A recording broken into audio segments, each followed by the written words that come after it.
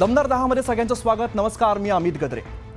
राज्य मंत्रिमंडळाचा विस्तार कधी होणार, मंत्रिमंडळ विस्तारामध्ये कोणाला कोणतं खातं मिळणार याकडे संपूर्ण महाराष्ट्राचं लक्ष लागलेलं आहे। अखेर मंत्रिमंडळ विस्ताराची तारीख समोर आली आहे। येत्या रविवारी म्हणजे 15 डिसेंबरला नव्या मंत्रिमंडळाचा विस्तार होणार अशी माहिती सूत्रांकडून मिळते।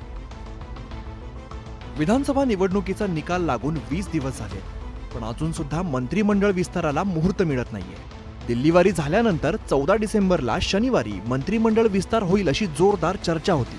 मात्र आता 15 डिसेंबरला नागपूरमध्येच मंत्रिमंडळ विस्तार होणार असल्याची माहिती सूत्रांनी दिली आहे। त्यानंतर विस्ताराच्या वेळेला अनेकांना धक्के बसतील असा टोला राऊतांनी लगावलाय। काही लोकांना मंत्रिमंडळ विस्ताराच्या दरम्यान हृदयविकाराचा झटका किंवा ब्रेन हॅमरेज झालं नाही म्हणजे कमावलं, ॲम्ब्युलन्स ठेवल्या पाहिजे। राऊतांच्या या टीकेला राष्ट्रवादीकडून प्रत्युत्तर देण्यात आलंय। आम्ही दिलेलं मंत्रिमंडळ पाहून संजय राऊताला धक्का लावेल, त्यांनी त्यांचं लोकेशन सांगावं जेणेकरून आम्हाला रुग्णवाहिका तिथं जवळ स्थानबद्ध करता येतील। राज्यात महायुतीला स्पष्ट बहुमत मिळालं। त्यानंतर 5 डिसेंबरला मंत्रिमंडळाचा शपथविधी झाला होता। मात्र मंत्रिमंडळाचा विस्तार रखडला होता। आता येत्या रविवारी तरी हा विस्तार होतो का याकडे सगळ्यांचंच लक्ष लागलंय। येत्या रविवारी महायुती सरकारचा मंत्रिमंडळ विस्तार होतोय। खरं तर मुख्यमंत्री आणि दोन्ही उपमुख्यमंत्र्यांच्या शपथविधीनंतर सर्वांच्या नजरा मंत्रिमंडळ विस्ताराकडे लागलेल्या आहेत। एकनाथ शिंदेच्या नेतृत्वातील शिवसेनेतील अनेक इच्छुकांनी मंत्रिपदासाठी देव पाण्यात ठेवलेले आहेत। एकाच वेळेला सर्वांना मंत्रिपदाची संधी देणं शक्य होणार नाही, यावरती उपमुख्यमंत्री शिंदेंनी 2.5 वर्षांच्या मंत्रिपदाचा फॉर्म्युला पुढे केलेला आहे। मंत्रिमंडळ विस्तारात आपल्याला संधी मिळावी अशी अनेकांची इच्छा आहे। विशेषतः शिंदेच्या शिवसेनेतील अनेक जण मंत्रिपदासाठी इच्छुक आहेत। यावेळी मंत्रिपदाची संधी हुकल्यास काही आमदार नाराज होण्याची शक्यता आहे। या पार्श्वभूमीवरती सत्ताधारी शिवसेनेकडून 2.5 वर्षांच्या मंत्रिपदाचा फॉर्म्युला राबवला जाणार असल्याची राजकीय वर्तुळात चर्चा आहे। सूत्रांनी दिलेल्या माहितीनुसार शिवसेनेच्या वाट्याला येणाऱ्या खात्यांच्या मंत्र्यांना केवळ 2.5 वर्षांचा कालावधी मिळणार आहे। त्यामुळे 5 वर्षात एका खात्याला 2 वेगवेगळे मंत्री मिळणार आहेत। पहिल्या 2.5 वर्षांसाठी एक मंत्री तर उरलेल्या 2.5 वर्षांसाठी दुसरा मंत्री नियुक्त केला जाणार असल्याचं बोललं जात आहे। 2.5 वर्षांचा मंत्रिपद फॉर्म्युल्यामुळे शिवसेनेतील अधिकाधिक इच्छुक आमदारांना मंत्रिपदाची संधी मिळणार आहे। तसंच मंत्रिपद देताना पक्षाला सामाजिक आणि प्रादेशिक समतोल साधता येणार आहे। विधानसभेनंतर आता राजकीय पक्षांना स्थानिक स्वराज्य संस्थांच्या निवडणुकांचे वेध लागलेले आहेत। पण निवडणुकांचं बिगुल वाजण्यापूर्वीच महाविकास आघाडीमध्ये बिघाडीचे सूर उमटू लागलेले आहेत। उद्धव ठाकरेंची शिवसेना मुंबई मनपाची निवडणूक स्वबळावरती लढण्याची शक्यता आहे। काही महिन्यात महानगरपालिका निवडणुका होण्याची शक्यता वर्तवली जाते, पण या निवडणुकीवरून महाविकास आघाडीत फुटीची शक्यता नाकारता येत नाही। कारण उद्धव ठाकरेंच्या शिवसेनेने मुंबई महानगरपालिकेची निवडणूक स्वबळावरती लढण्याचे संकेत दिले। आतापर्यंत स्थानिक स्वराज्य संस्था या कधीही युती किंवा आघाडीमध्ये लढल्या गेल्या नाही। नगरपालिका, ग्रामपंचायती, जिल्हा परिषदा, महानगरपालिका या निवडणुका वेगळ्या आहेत। त्यांना स्वतंत्रपणे त्यांना लढायचं आहे, त्यांनी लढलं पाहिजे। संजय राऊतांच्या या सूचक वक्तव्यामुळे राजकीय वर्तुळात नव्या चर्चेला तोंड फुटलंय। संजय राऊतांच्या एकूण देहबोलीतून, वागण्यातून थोडासा फ्रस्ट्रेशन आल्यासारखं मला त्यांच्या बोलण्यातून दिसतं आणि कदाचित ह्या निराशेपोटी त्यांनी 1 लक्षाचा नारा दिला असेल। दिल्लीत एकीकडे ठाकरेंच्या खासदारांनी पंतप्रधान मोदींच्या भेटीची वेळ मागितली, तर दुसरीकडे सत्ता स्थापनेनंतर उद्धव ठाकरेंनी फडणवीसांना फोन केल्याची माहिती समोर येते। या पार्श्वभूमीवरती भाजप आणि सेनेची कटुता दूर होण्याची चर्चा सुरू असतानाच आता उभाटा मवियातून बाहेर पडणार का, ही नवी चर्चा सुरू झाली आहे। दिल्लीमध्ये सध्या मोठ्या राजकीय घडामोडी घडत आहेत आणि सर्वच पार्श्वभूमीवरती ऑपरेशन लोटस राबवलं जाणार असल्याची जोरदार चर्चा आहे। आणि अशामध्येच शरद पवारांच्या राष्ट्रवादीचे 5 खासदार फोडा तरच केंद्रामध्ये मंत्रिपद मिळेल अशी ऑफर भाजपाने अजित पवारांसमोर ठेवल्याचा मोठा दावा खासदार संजय राऊतांनी केलेला आहे। पवारांच्या खासदारांनी राऊतांचा दावा खोडलाय, तर यावरूनच एनसीपीने राऊतांवरती जोरदार पलटवार केलाय। शरद पवारांच्या राष्ट्रवादीचे 5 खासदार फोडा तरच केंद्रात मंत्रिपद मिळेल असा प्रस्ताव भाजपाने अजित पवार आणि प्रफुल्ल पटेल यांच्या समोर ठेवल्याचा धक्कादायक आरोप राऊतांनी केलाय। तर राऊतांचीच विजय वडेट्टीवारांनी ओढली आहे। की प्रफुल्ल पटेल किंवा अजित पवार गटाला सांगितले, तुम्ही पवार साहेबांचे 5 खासदार फोडून घेऊन या, तेव्हा तुमचा 6चा कोटा पूर्ण होईल आणि मग तुम्हाला मंत्रिपद देऊ। ज्या बैठका होत आहेत त्यातून कुछ तो गडबड है असं म्हणायला स्कोप आहे। शरद पवारांच्या पक्षाच्या खासदारांनी या चर्चा फेटाळून लावल्या। तर दुसरीकडे एनसीपीच्या नेत्यांनी जोरदार पलटवार करत राऊतांच्या दाव्यातील हवा काढून घेण्याचा प्रयत्न केलाय. आता शिवसेनेपेक्षा जर त्यांना जास्त माहिती राष्ट्रवादीची असेल ते खरं म्हणजे एक चिंतनाचा विषय आहे. महायुती सत्तेमध्ये बसली यामध्ये सिंहाचा वाटा संजय राऊतांचा आहे. त्यांनी असंच बोलत राहावं, आम्हाला काही अडचण नाही. राऊतांनी केलेल्या या दाव्यामुळे चर्चांना उधाण आलंय. रोहित पवारांच्या मातोश्री सुनंदा पवार यांच्या एका वक्तव्याने आज पवारांच्या मनोमिलनाच्या बातम्यांना बळ मिळालेलं आहे. कालची पवारांची भेट कौटुंबिक जरी असली तरी एक राहिल्याने ताकद वाढत असल्याचं विधान त्यांनी केलेलं आहे. जी कार्यकर्त्यांची इच्छा तीच आमचीच असं म्हणत सुनंदा यांनी पवारांच्या समितीला सकारात्मकता दाखवली. शरद पवारांच्या वाढदिवसाला अजित पवारांनी त्यांची भेट घेतली. या भेटीनंतर दोन्ही पवार एकत्र येणार का याची चर्चा रंगली. एकत्र असू तर ताकदवान असू या सुनंदा पवार यांच्या वक्तव्याने दोन्ही पवारांच्या मनोमिलनाविषयी सकारात्मकता दर्शवली आहे. कार्यकर्त्यांनी भावना व्यक्त केल्या त्या त्यांच्या बरोबर आहेत, कारण विखुरलेला राहण्यापेक्षा एका मुठीने जर पक्ष राहिला तर त्याची ताकद चांगली राहील महाराष्ट्रामध्ये. काका पुतण्यांच्या राजकीय मनोमिलनाविषयी दोन्ही राष्ट्रवादीच्या कार्यकर्त्यांनी सावध प्रतिक्रिया दिल्या. सगळं झाल्यानंतर आता एकत्र आले पाहिजे, बिलकुल आले पाहिजे.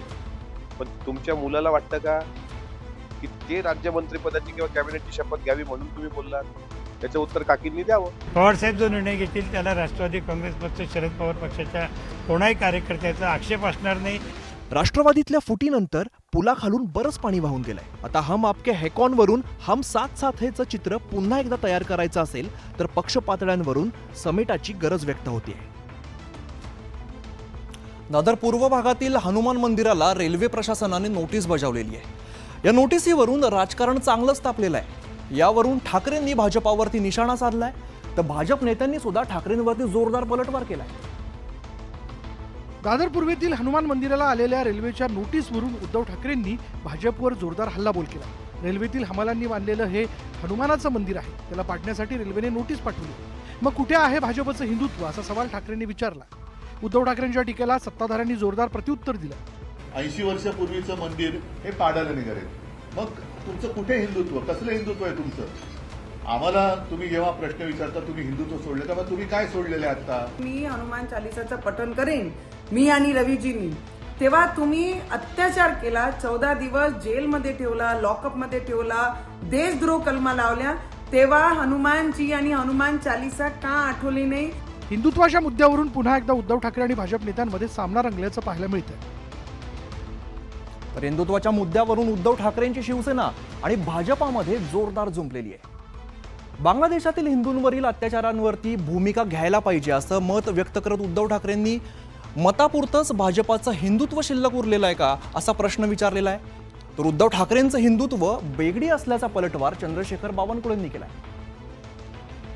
बांगलादेशात हिंदूंवरती होत असलेल्या अत्याचारावरून उद्धव ठाकरेंनी नरेंद्र मोदींवरती तोफ टाकली आहे. भाजप आणि शिवसेनेकडून उद्धव ठाकरेंवरती हिंदुत्व सोडल्याचा आरोप सातत्याने केला जातोय. त्यामुळे उद्धव ठाकरेंनी बांगलादेशच्या मुद्द्यावरून भाजपाचा हिशेब चुकता करण्याची संधी साधून घेतली आहे. जसं आपण एका फोनवरती युक्रेनचं युद्ध थांबवलं होतं, तसंच बांगलादेशमध्ये जे काही हिंदूंवरती अत्याचार होत आहेत त्याबद्दल आपण काहीतरी भूमिका घ्यायला पाहिजे, पावलं उचलायला पाहिजे.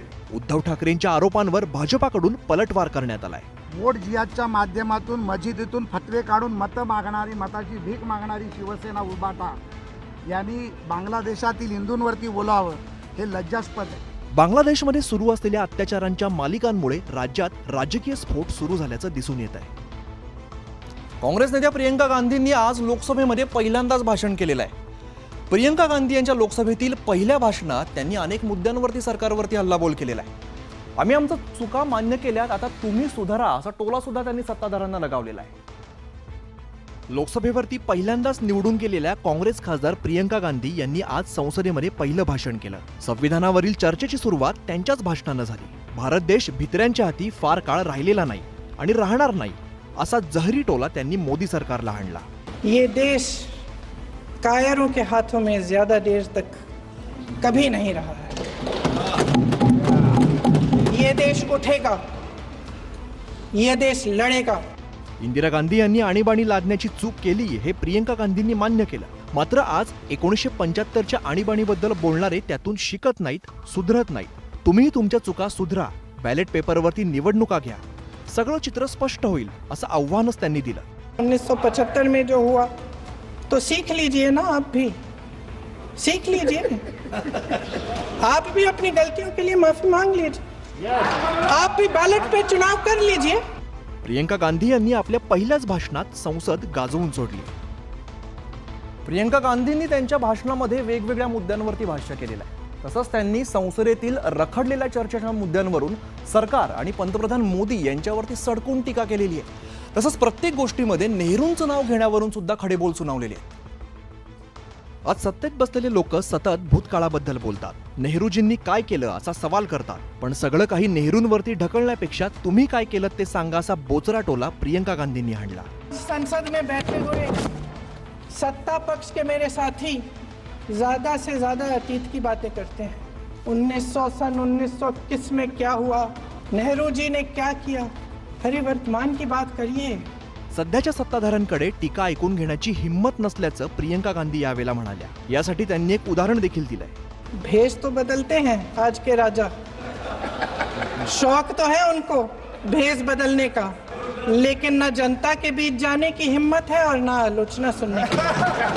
प्रियंका गांधी लोकसभेतील पहिल्याच भाषणात काय बोलणार याविषयी उत्सुकता होती। त्यांनी आपल्या भाषणात विविध मुद्द्यांना हात घातला, तसंच केंद्र सरकारची कोंडी करण्याचा प्रयत्न केला।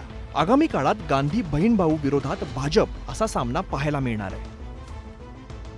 अजित पवारांची राजकीय पत महाराष्ट्रातच नव्हे तर दिल्लीत सुद्धा वाढलेली आहे। विधानसभा निवडणुकीमध्ये अजित पवारांनी जोरदार कमबॅक केलं आणि त्यामुळेच मुंबई ते दिल्ली अजित पवारांचा प्रभाव पाहायला मिळतोय।